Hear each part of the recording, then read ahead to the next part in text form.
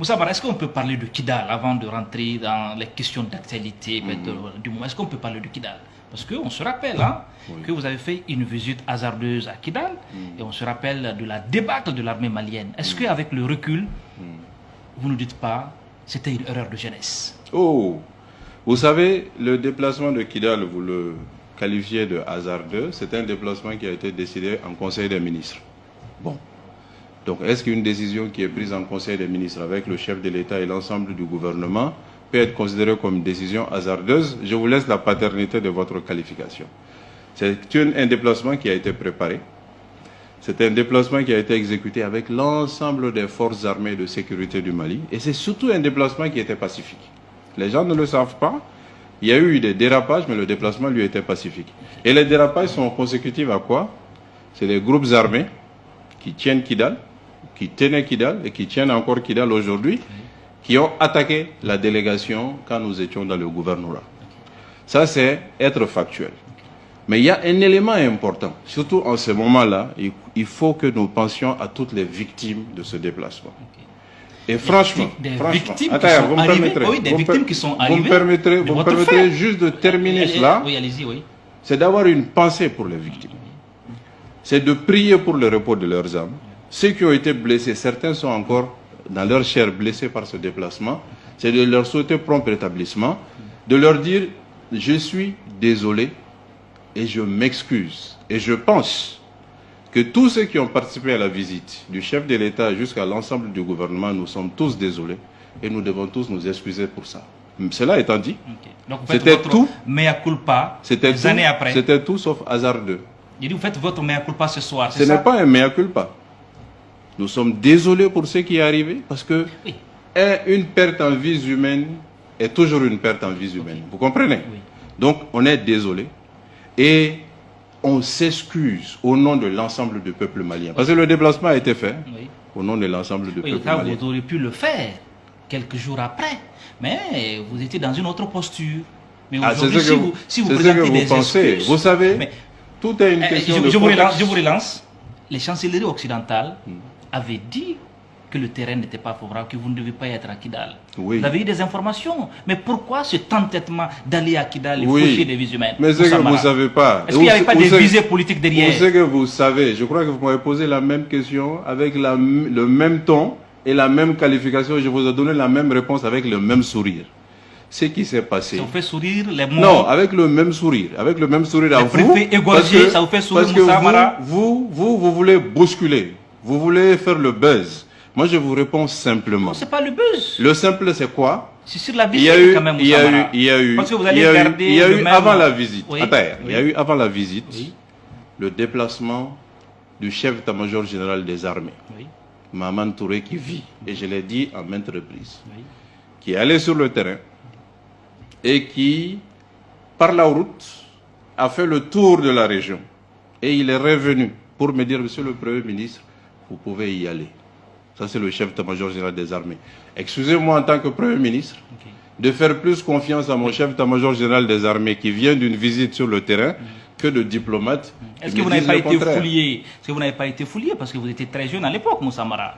C'est là, avec le recul, est-ce que vous n'avez pas été fouillé? Non. Ce chef d'état-major-là, il a constaté quelque chose sur le terrain, il est venu le dire. Parce que le président lui-même, après votre visite, dit, Beka, je le cite, il dit, aucune fanfournade politicienne ne me fera prendre mon avion pour créer un incident entre Maliens. C'est le président Ibeka qui parle, donc ça veut dire qu'il est en contradiction avec votre action. Mais c'est le même président Ibeka qui a dit au lendemain de mon retour que c'est lui qui m'a envoyé à Kidal et que tout ce qui a été posé comme acte par le Premier ministre l'a été dans l'intérêt du Mali. Il n'a provoqué personne et ce qui s'est passé est à mettre au passif de ceux qui l'ont attaqué. Il a fait un discours à la nation et ce discours il est public. Je ne sais pas si vous l'avez écouté. Mais les morts sont regrettables, Moussa Mara. Absolument. Et il faut être désolé. Avant vous, Tatamli a renoncé au voyage. Oui. Le ministre qui vous a précédé, il a renoncé au voyage. Mais bien sûr. Et vous, vous ne l'avez pas fait. Et moi, je viens de vous dire que le chef d'état-major général des armées est venu dire au Premier ministre que je suis qu'il n'y a pas de problème. Qui croit? Le chef d'état-major général des armées du Mali ou des diplomates étrangers? À Kidal, des officiers de l'aménagement auraient refusé d'escorter votre convoi. Mais vous avez Ils sont insisté Ils sont libres pour de aller le avec faire. l'armée malienne. Je ne sais pas si vous savez, ces mêmes officiers sont venus, ces officiels sont venus ensuite me proposer les véhicules blindés de la MINUSMA. Comme il avait refusé une première fois, j'ai dit restez sur cette posture, je vais rester avec les véhicules de l'armée malienne et le véhicule de commandement du gouverneur. C'est que nous avons maintenu. Est-ce que vous étiez resté avec les militaires ou bien après vous les avez lâchés? Vous étiez où après? Je vous laisse poser cette question aux militaires. Je suis resté dans le camp de l'armée malienne. Et quand on m'a proposé d'aller dans le camp de la MINUSMA, j'ai refusé. J'ai dit si je dois mourir, je préfère mourir dans le camp de l'armée malienne.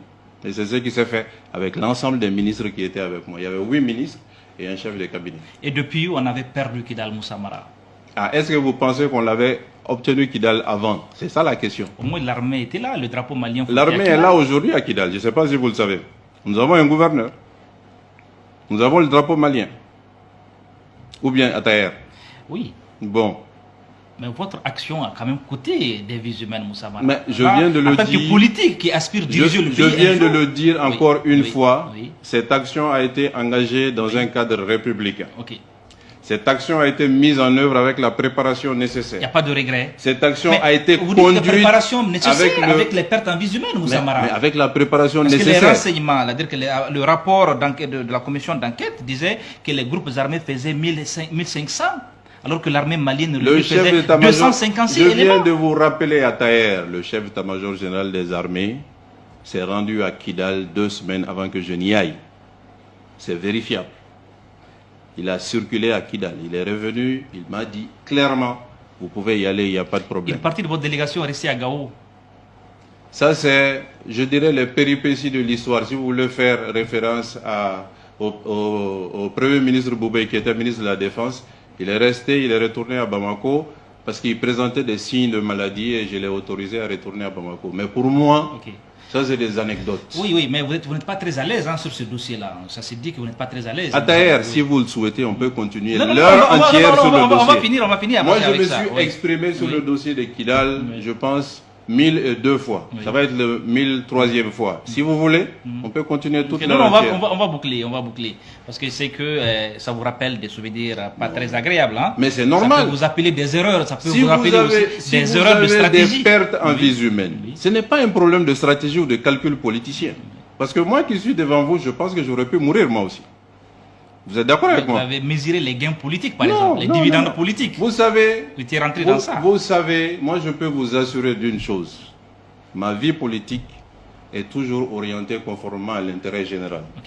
C'est cet intérêt général qui m'amène des fois à renoncer à ma candidature à des élections. Il y a des illustrations à ça. On va en parler. Donc, parlons rapidement. Sur Kidal, je suis serein. Je suis désolé. Et je m'excuse. Et l'ensemble du gouvernement avec moi, beaucoup ne sont pas là aujourd'hui, vous présentez des excuses pour cela. Des excuses à la nation. Au nom nation. du peuple malien, à tous ceux qui ont perdu des personnes chères et à tous ceux qui ont été blessés, parce que certains ont été blessés des années après. Qu'est-ce que vous faites pour les victimes au quotidien? Ça, je préfère le laisser dans le registre du privé. Ce que je fais pour les victimes de Kidal ou d'ailleurs, ou pour les victimes d'autres circonstances, je le laisse dans le cadre du privé. Et je peux vous dire que j'en fais beaucoup.